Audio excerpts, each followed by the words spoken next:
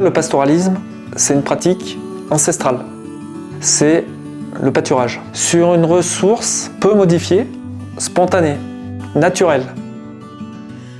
Dans le Massif central, il y a beaucoup de pastoralisme différents. 30-35% du territoire, c'est les zones pastorales.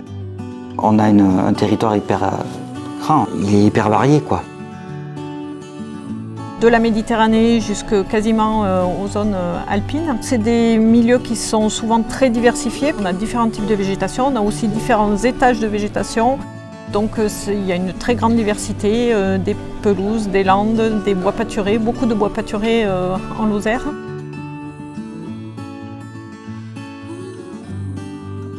Ça permet à l'exploitation d'atteindre son autonomie fourragère et peut-être aussi plus résiliente face justement aux facteurs changement climatique.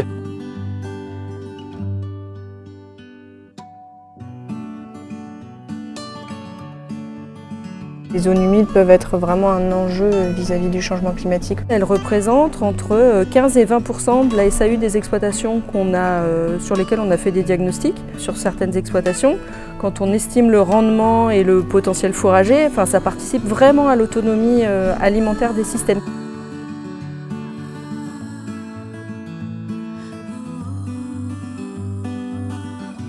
Je mets des animaux en pension sur une estive collective dans la zone AOP Cantal et Bleu d'Auvergne. Il y a 10-12 km de l'exploitation. On monte du fin mai jusqu'à début novembre. Ça permet de pouvoir mettre en pension des animaux tout en respectant le cahier des charges, les exigences du cahier des charges. Il y a un nombre de jours défini de pâturage et il faut aussi une quantité de fourrage qui soit issue des exploitations dans le périmètre de production défini par le cahier des charges. Cette capacité à avoir des animaux en dehors de son siège d'exploitation, c'est une libération du temps de travail puisqu'on met en commun nos animaux et on a un berger pour assurer le gardiennage. Ça demande de bien organiser le pâturage, de bien connaître la ressource, sa précocité, les endroits où il faut faire passer les animaux à telle date par rapport justement à la connaissance de cette ressource.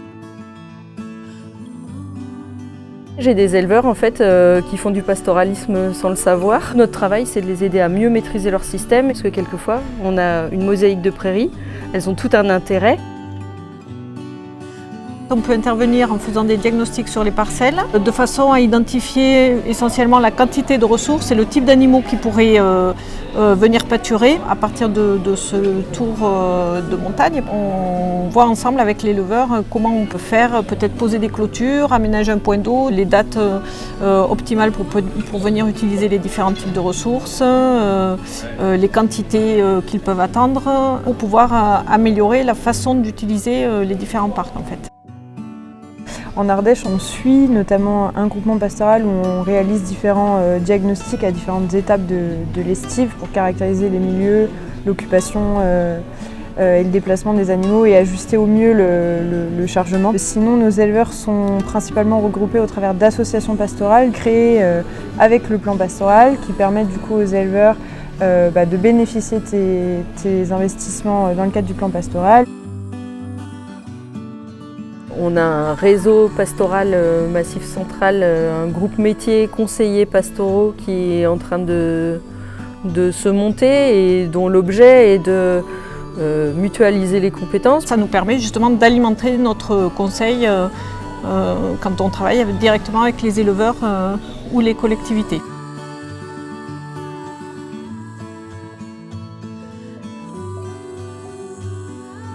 Toute une économie découle de tout ça.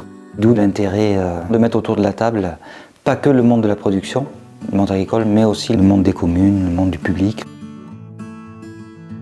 Par le biais de l'élevage et le biais de l'entretien de systèmes agro-pastoraux, en fait, on rend plein de services à la société.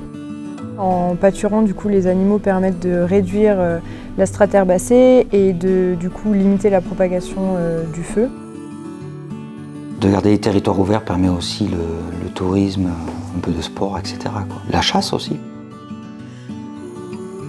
L'utilisation des couverts permanents qui ne sont jamais retournés, ils captent en permanence du carbone. Ils permettent d'amoindrir l'effet du changement climatique. Par rapport à la pression que les éleveurs subissent un petit peu avec les attentes sociétales, finalement c'est bien aussi de leur montrer que ce qu'ils font et ce qu'ils permettent de maintenir, c'est bien et c'est bien pour tout le monde.